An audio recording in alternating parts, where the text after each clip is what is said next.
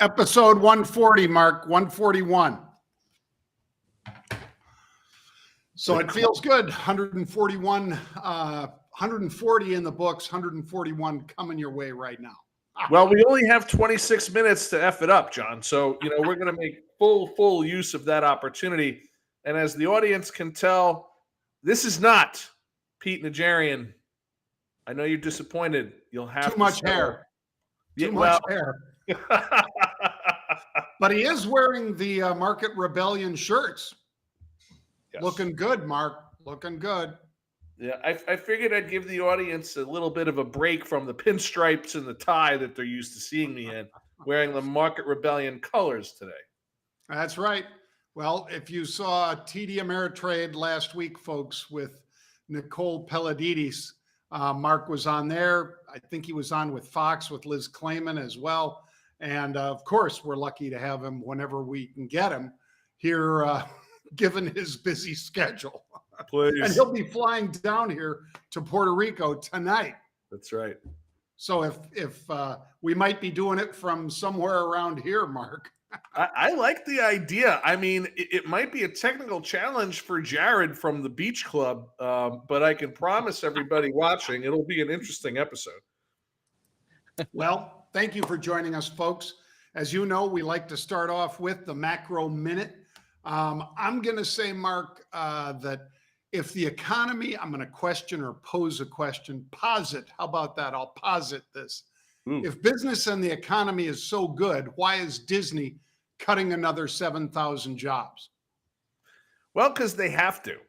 So I think when it comes to Disney, this is less a story about the economy, although we do have a lot of concerns. You and I talk a lot on this show and others about the record level of American credit card debt that consumers have racked up, about the multi-decade lows in the U.S. household savings rates, all against a rising rate environment that makes it harder to pay off that credit card, that adjustable rate mortgage. Not great for the consumer, which is why we're seeing such sanguine and in some instances depressing guidance during this earnings season. But Disney, this is about cost cutting. This is about offsetting losses from their streaming unit, which continues to lose money. I don't think this is a story about the American economy or consumer. This is about getting Disney's bottom line right. All right. Well, what about fantastic futures, Mark? Fantastic futures. I got to wear a cape for that one next time, John. Yeah, you do. He's got some other special sounds for you, Mark. Oh, no. There you go. That's the first one. Oh, this is turning into the morning zoo. It is. The fantastic futures. I'm going to say Bitcoin, Mark, because Bitcoin, you and I, we do a Twitter space, folks, every Tuesday and Thursday night at 5:30 called Bulls, Bears, and Blockchain. That's 5:30 Eastern time. And Bitcoin broke through some pretty significant upside resistance, traded over 30,000, but since then it has been breaking down, and it's not doing it in a slow pace. It's rather quick. So I'm going to say fantastic futures are the CME's Bitcoin futures, because today we're down below 27,200 right now. On some extraordinarily low volume, right? We've been watching, as our friend Alex Massioli covers on Bulls, Bears, and Blockchain, the number one Twitter Spaces on the planet, folks. When we do it live twice a week, Tuesday, Thursday, as John said. Number one average audience size, 60,000 people listening to us live. Really, really proud of that. But yeah, we've been covering quite a lot lately, John, or Alex has been, to give credit where due, about the unbelievable paltry volume, right? When you see volume drying up like that, not just in Bitcoin or Bitcoin futures, but other instruments and other securities, that tends to be a sign of bearishness. And in this case, some rather significant bearishness. We're going to be watching how Bitcoin and the futures perform in the coming days.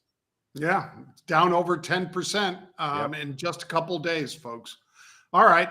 Getty Images, Mark, Gety, a company that I'd never heard of before called Trillium Capital, is proposing to pay them $10 a share. And what I thought was really interesting was the Getty family is part of Getty Images, as you might expect, but Koch Industries. My daughter went to school with one of the Kochs, and I've met them, nice folks. I was surprised they were involved with Getty, but Neuberger Berman as well. Those are the three biggest owners of Getty.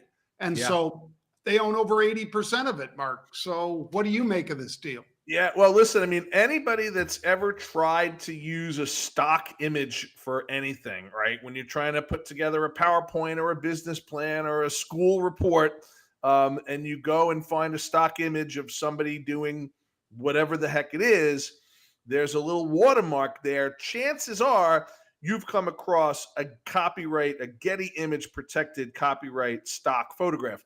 They are, I think, John, the largest archive of stock images in the world. And as content continues to reign supreme as king with no end in sight towards that trend, this is a really valuable and ever-growing library of stock footage. Nice valuation on this deal. Those shareholders, like the Kochs, will be very happy when that closes. Oh, yeah. This is quite the deal, folks. And then let's talk a little bit about PHG, Mark, because this one's up double digits as well. Not because they're getting bought out, but really because they reported first quarter earnings that showed growth of not double digits, but 6%. And for a company like this, in particular, I guess their diagnostic and treatment businesses were just going gangbusters. So they got rewarded with a nice big pop out of that stock that's based, I think, gosh, is it over in Finland or something, Mark? Yeah, I think so. And I think a lot of their market is actually China-based. So it would be interesting to dig deeper. This is not one that I follow. The observation that I would make, though, and this is something that I talked about with Nicole on the floor of the New York on Friday, as you just graciously mentioned, John, is that we're seeing this rotation, this continued rotation. Healthcare was the second worst performing industry in the first quarter, and it's coming into the second quarter emerging as one of the top two performing industries. So it's going to be very interesting to see if that trend continues. We'll be keeping an eye on this one. PHG was the symbol? Yep, PHG. So Philips, and I just checked it quick. It's in Amsterdam. They're based in Amsterdam. Yeah, anytime you get some of those weird letters at the end of the symbol, Mark, like in this case, N.V. I guess I should have known Netherlands company. But yeah, these guys are a $20 billion company. So a very nice move out of Philips today, 14%. Wow. All right, let's then dive down into AI, Mark, because Musk is talking about it all the time. There are magazine covers virtually every week with either the end of humanity coming because of AI or the greatest thing since sliced bread. And Wolf Research actually cuts them today, AI. They cut AI because the stock got ahead of itself, according to them. And I tend to agree, Mark. How about you? Yeah, so listen, this is clearly, and we might take more than a minute on this one, Jared, but because we've been so efficient with the rest of our topics today, we don't want to leave the audience wanting more and not giving it to them, John. That's not our style. That's not Nigerian style. That's not Marco Rebellion style. That's not my style. You want to leave them wanting more, but giving them as much as they want during the live part. So look, AI on the top of everybody's minds. I was asked on a Twitter Spaces I did this morning if AI was going to be the main thing in FANG earnings this week with Meta and Microsoft and others reporting. I'm of the opinion that it will not be. And the reason is the full monetization of AI for these companies, and this downgrade is a shining example of what I'm talking about, is still a little bit further down the road. Valuations are getting ahead of themselves. I don't think that's going to continue. I think they are going to continue to get ahead of themselves. But the AI wars are heating up, folks. What John was talking about a moment ago was really big news. And I know last week was a really big week, kind of a shitty one by a lot of estimations for our friend Elon. You got rockets blowing up, Twitter stock in the toilet. Certainly hurt me. I know it hurt you too, John, as perennial Twitter bulls and holders of that thing, diamond hands on our Twitter shares for sure. But this was also when he announced the launch of Truth GPT. Interesting choice of names for this particular generative AI effort. And threw a major curveball at Microsoft, a shot across the bow, suggesting that he might consider a lawsuit against Microsoft for quote unquote illegally using Twitter's incredible treasure trove of data in training Chat GPT. Interesting to see if he follows through on that. I think you have to take it into consideration. This is just 10 days or so after he called for an industry pause on the development of AI so that ethics, and as I called it, John, as you know, I did it back in February, a podcast called The 10 Commandments of AI, where I was calling for an industry-wide agreement, a coalition, if you will, around some guardrails of what this AI technology will, and more importantly, will not be permitted to do. Bottom line, though, on the stock, I agree with the downgrade. Valuations are getting a little out of hand, and the revenue is still a little further down the road than some of these companies might like. Yeah, and when you look at this one, Mark, as you and I have, this was $34 plus in the beginning of April. It crashed all the way down today into the, it was down double digits today and falling hard. I got to think at 14 and so forth, it's still, according to Wolf, could be ahead of itself, like you say, because of the timeline to get it pulled back. But I guess the low of the day, I misspoke, was 1750 mark. So it's not quite half of that 34 and change that it was, but it's damn close to that after giving up a lot of that gain from, the hype that drove it to 34. All right, let's jump on Clearwater Paper Corp. Yeah, this is top of mind for virtually everybody. But a big run to the upside. RBC raised them to outperform from sector perform. And I never knew a paper company could see this kind of movement except for a takeover, Mark. But that is what they're seeing. Clearwater Paper is up 12% today, which is a pretty big move. It's under $1 billion company, but a $600 million plus company. To see this kind of fervor over that, it's rather rare, I think. It is, although folks that watched Procter & Gamble's fantastic earnings report last week will not find this one terribly surprising. Why? One of the things that this company that John's talking about does in supplies is roll-to-roll paper products, toilet paper, right? One of the mainstays of Procter & Gamble's product line. And folks, where are we seeing, right? We talked about at the top of the show, consumers are swimming in credit card debt. Interest rates driving the cost of everything higher and higher. Everybody knows that when you go to the supermarket. So where are consumers spending money, notwithstanding a challenging environment overall in terms of their economic picture? On the essentials. So companies that provide the essentials can't get by without toilet paper. We learned that during COVID. And let's not go down that very dark and smelly road.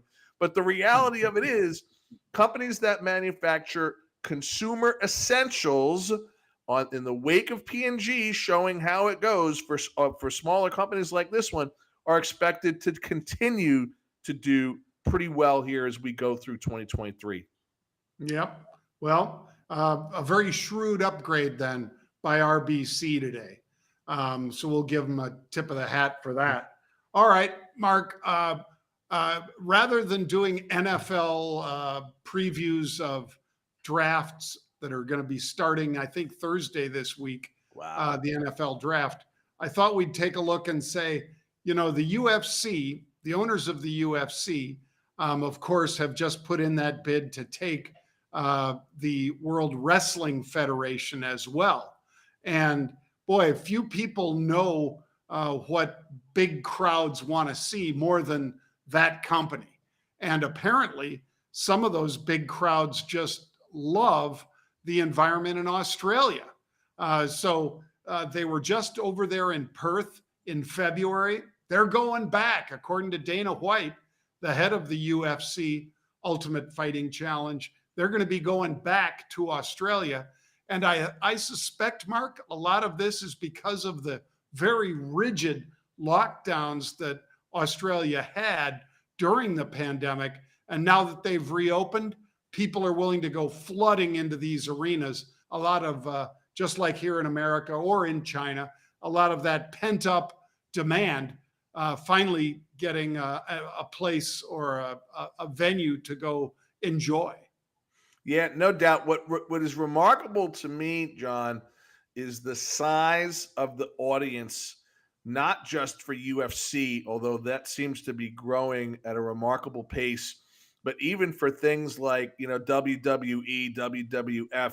It's absolutely remarkable. We sometimes think of these things as wrestling as sort of, they were hot in the 80s and the early 90s and the Hulk Hogan days and all of that. But as evidenced by the deal on the table for our friends over at WWE, the McMahons, I just had lunch with Shane last Monday, as you know, still hobbling around after making the mistake of going back into the ring. And thanks to our friend Snoop Dogg for pulling him out. If you haven't watched that footage, folks, put it in YouTube. It's worth a watch. But the point is the audience size for this type of thing, the fandom just keeps growing. And so not surprised to see UFC expanding in this regard, as you've just reported. Yeah, I agree. And by the way, his dad, Mark, I was listening to a Joe Rogan podcast this weekend with Ric Flair. Woo! I remember him. And when I was listening to that, they were talking about Vince's dad was, backstage at one of the big arenas. And all of a sudden, he decided he needed to come running out to, I guess, theatrically do something with a couple of the wrestlers. And so he came running down that ramp that they have, but he'd been sitting for 3 hours in a chair backstage, basically giving direction to, I want this camera, pick up that on that side. I want this camera. I want this on the referee, and so forth and so on. So he's a true producer, not just, some crazy guy at the WWE. Well, he came running down that ramp and he dives to get into the ring. He tore both quadriceps hitting the ring because, the sides of that ring are not exactly soft. There are soft turnbuckles or relatively soft turnbuckles. But when you hit that's elevated, probably 3.5 feet off the ground or more, and he's going to dive under the ropes. When he went to do that, he cut both of his quadricep muscles by hitting that thing so hard. So, in other words, the McMahon family has not had a lot of good luck at some of these very big WrestleManias and so forth. No. But Shane's a friend of yours and mine, and we wish him a speedy recovery. I tell you, John, he's a big dude, right? Who you're not used to seeing a look of pain on his face. Shane was in pain. And I felt like an idiot because I was apparently the only one that didn't know what happened. He walks into the restaurant on crutches, hobbling with a brace halfway up his thigh. And I said, man, I hate to see what the other guy looks like. And he goes, yeah, thank God Snoop Dogg was there to save my life. I said, what? So that made for an interesting opener at lunch, no doubt. Oh, yeah. Well, Shane, get better. We look forward to doing some good business with you, too. All right, let's take a look at this one, Mark. NHL players from Minnesota. I had to do this one for Pete because I saw it today. According to Quant Hockey, which has to be based in Minnesota, Quant Hockey, no state has produced as many NHL players as Minnesota. 303 players from the NHL are from Minnesota. That's nearly 100 more than the closest state, which is Massachusetts, with 216. That is a testament to hockey in Minnesota and to all of the training that those kids do. I think it's got some demographic and maybe meteorological elements to it too, John. I've not spent a lot of time in Minnesota, but I understand it's cold AF, okay, as the kids would say. Secondarily, I think they've had a bigger influx of Scandinavian people, right? Those that are sort of maybe perhaps more genetically disposed towards being really, really good at hockey that migrated there and built families there. So could be a little bit of that nature nurture thing going on as well, but I'm not entirely surprised to see Minnesota coming out on top in terms of producing those unbelievable NHL stars. And we've had some really, really great NHL playoffs here with the Rangers and the Devils head to head this past weekend. It certainly had hockey fans here in the New York, New Jersey area with lots to watch. Yep, and probably lots of Minnesota players to watch. I'll bet. According to this statistic by Quant Hockey. All right. Florida was probably like in the bottom 5%, right, John, in terms of NHL? I'm guessing, yeah. But they have the Tampa Bay Lightning, one of the best teams in hockey. That's right. Just ask the Toronto Maple Leafs. Wow. All right. Well, Mark, I really appreciate it. I'm looking forward to you being down here. Mark and I are going to be speaking at the Sequire Conference, which is over at La Concha. So if you're somebody in South Florida and you want to jet on over, it's only a 2-hour flight to San Juan.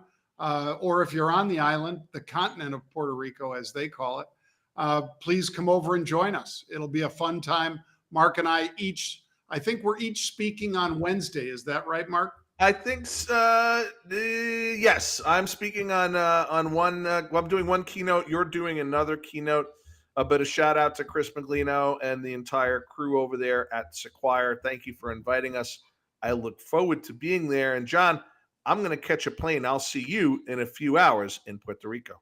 Beautiful. It's perfect weather right now. 82, sunny, blue skies, and it's an 11 on the UV scale, Mark. So that means you'll look even more like me when you get here.